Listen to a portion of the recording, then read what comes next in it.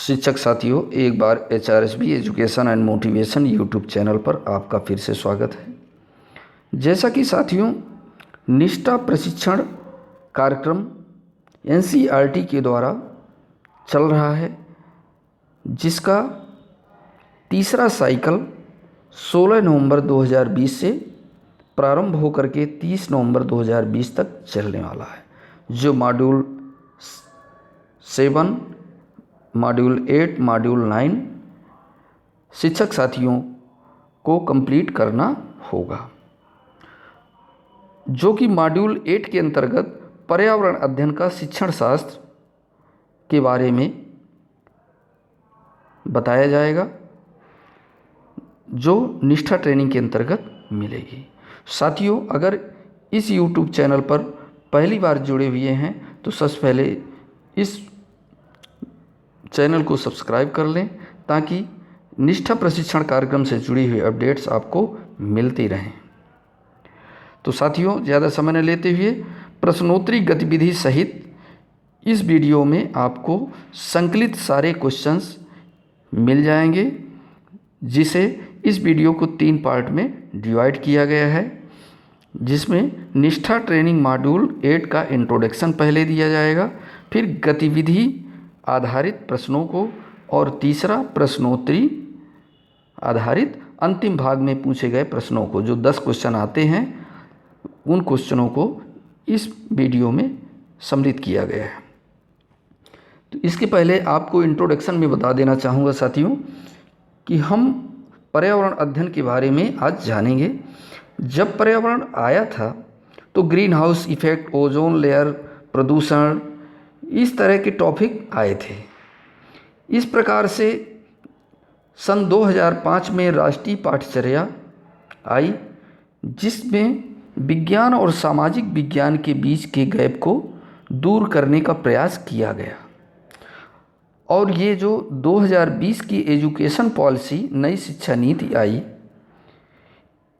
इसमें उस गैप के लिमिट को हटा दिया गया। जैसा कि EBS पर्यावरण अध्ययन के अंतर्गत पहले सिर्फ साइंस को सम्मिलित किया गया था, फिर सोशल साइंस को उसमें सन 2005 में सम्मिलित किया गया। इसके पश्चात सन 2020 की न्यू एजुकेशन पॉलिसी में यह रखा गया कि सिर्फ साइंस को ही न उस पर मेन सब्जेक्ट बनाया जाए, उस पर कई विषयों को जो उस बच्चे के वातावरण से मिलते जुलती चीज़ें हैं, जो सोशल साइंस के अंतर्गत, उन्हें सोशल साइंस के अंतर्गत पहले क्या था कि पहले सिर्फ विज्ञान पर्यावरण अध्ययन EBS के अंतर्गत सम्मिलित किया गया था। साइंस में प्योर इन्वायरमेंटल सब्जेक्ट को मर्ज करके अब न्यू एजुकेशन पॉलिसी में बुक्स बनाई गई। आज के समय में आसपास के वातावरण, बच्चों के आसपास के वातावरण को EBS माने, न कि सिर्फ साइंस को। बच्चों के आसपास बगीचे जैसे तालाब, नदियाँ, खेत खलिहान आदि को लेकर के हम अध्ययन करेंगे, जिसमें सारा वहाँ पर सामाजिक परिवेश का अध्ययन किया जाता है। उनसे जोड़कर बच्चों में अधिगम स्तर, लर्निंग लेवल की कॉन्सेप्ट को विकसित किया जा सकता है। तो साथियों, ये इंट्रोडक्शन था इन्वायरमेंटल स्टडी का। अब बात करते हैं गतिविधि आधारित प्रश्नों की, जो बीच में हमें कुछ एक्टिविटीज़ होती हैं, उन पर आधारित क्वेश्चंस होते हैं। तो गतिविधि 1 पर आधारित अपनी समझ की जांच करें।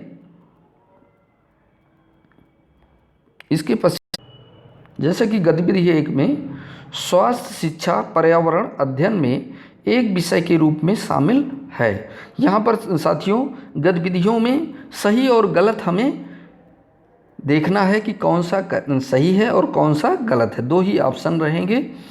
तो यहाँ पर पहला क्वेश्चन है, स्वास्थ्य शिक्षा पर्यावरण अध्ययन में एक विषय के रूप में शामिल है, यह सही है। अगला क्वेश्चन, स्वास्थ्य शिक्षा पर्यावरण अध्ययन में एक विषय के रूप में शामिल है, यह सही है। अगला क्वेश्चन, केवल सामाजिक विज्ञान और राजनीति विज्ञान पर्यावरण अध्ययन से जुड़े विषय हैं, यह गलत है। ताकि नई शिक्षा नीति में कई विषयों को लेकर के, उसके सामाजिक परिवेश को लेकर के, उसके वातावरण परिवेश को लेकर के सभी को सोशल साइंस को समेकित किया गया है। इस प्रकार से यह गलत है कि केवल सामाजिक विज्ञान और राजनीति विज्ञान पर्यावरण अध्ययन से जुड़े विषय हैं। नेक्स्ट क्वेश्चन है, पर्यावरण अध्ययन कला, शिक्षा, गणित और भाषा से संबंधित नहीं है, यह भी गलत है। ताकि पर्यावरण अध्ययन के अंतर्गत सारी चीज़ें सम्मिलित की गई हैं, इसलिए ऑप्शन बी गलत है। नेक्स्ट क्वेश्चन है, चित्र 1 में जो आपके सामने एक चित्र, उस गतिविधि को जब आप कंप्लीट करेंगे तो दर्शाया जाएगा। चित्र 1 में दिए गए सभी विषय पर्यावरण अध्ययन से जुड़े हैं, यह सही है।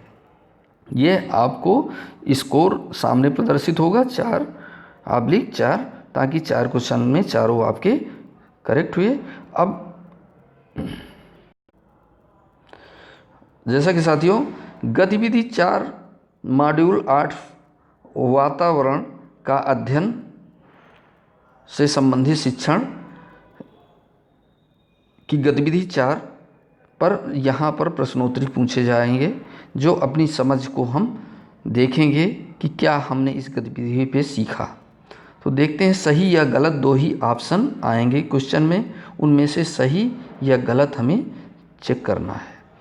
जल संसाधनों में पीने योग्य और ना पीने योग्य दोनों जल होते हैं, यह सही है। ताकि दोनों तरह के होते हैं, कुछ जगह में खारा पानी होता है, कुछ जगह में मीठा पानी नलकूप में या कुओं में निकलता है, तो ये दोनों प्रकार के जल होते हैं।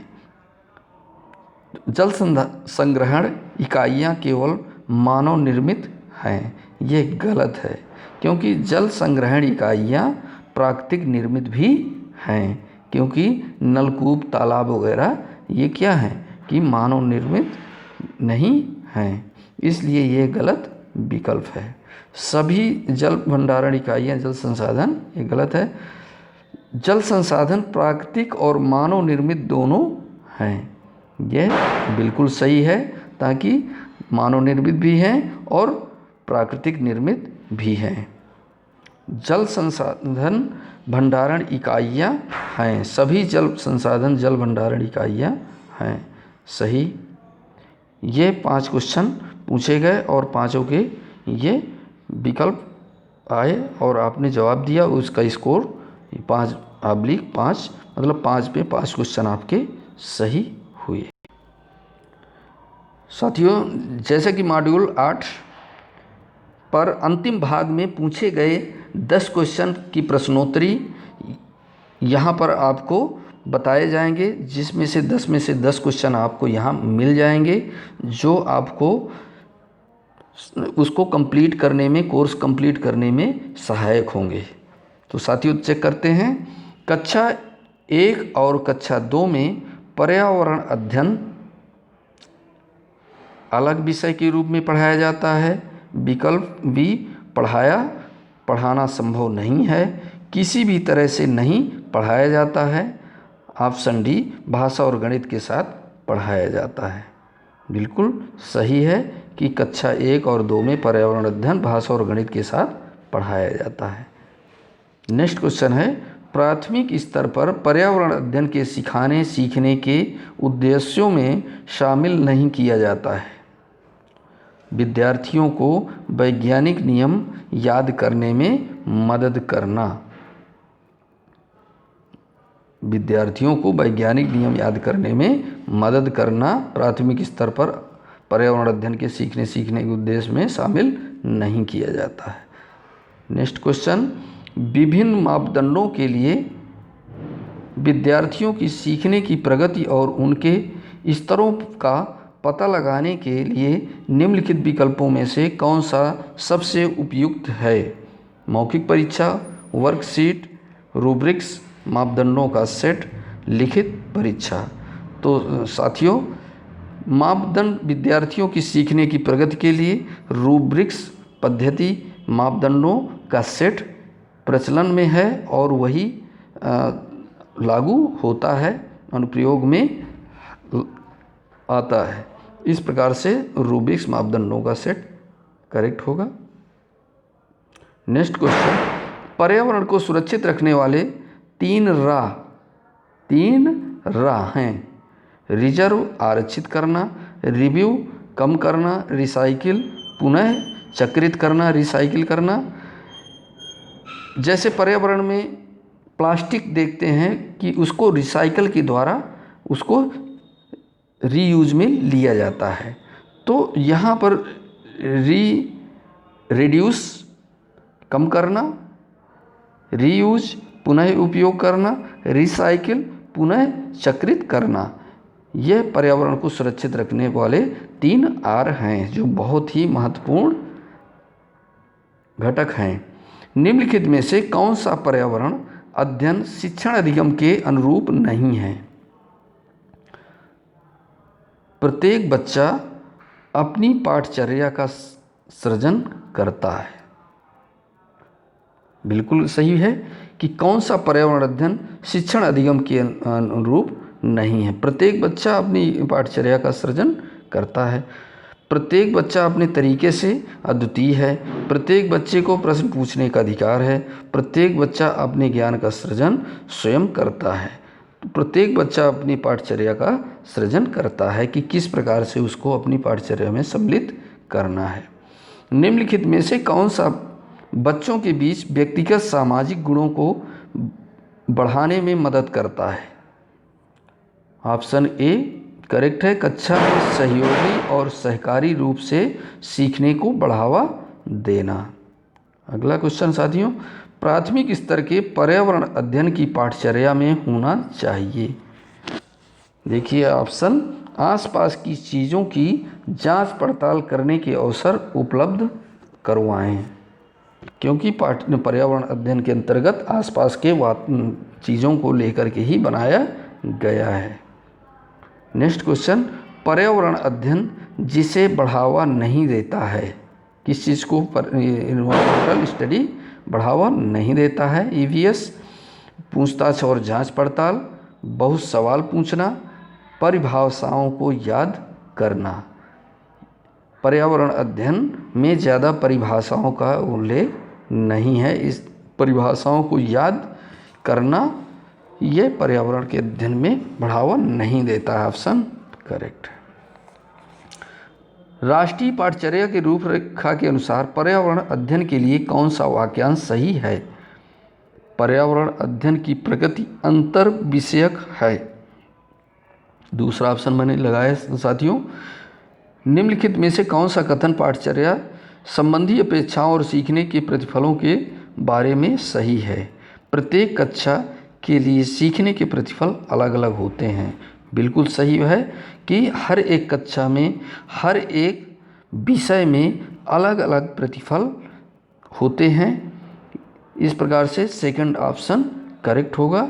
यहाँ पर सम्मिलित किया और आपकी स्कोर 10 में से 10 यहाँ पर आ गए। तो साथियों, ये वीडियो अगर पसंद आया हो तो प्लीज़ लाइक और साथियों को शेयर ज़रूर करेंगे। धन्यवाद।